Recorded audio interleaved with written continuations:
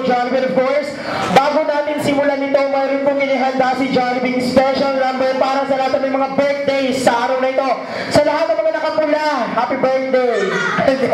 Si Daddy, happy birthday ha? Okay, si Tita din happy birthday Tita. Si Jollibee po ay nakapula din, so birthday niya rin sa araw na ito. Okay, by the way, eto na, gusto niyang makita ang ating bida. Gusto niyang makilala ang ating prinsesa. Kaya naman tinatawagan natin si Princess Sarah.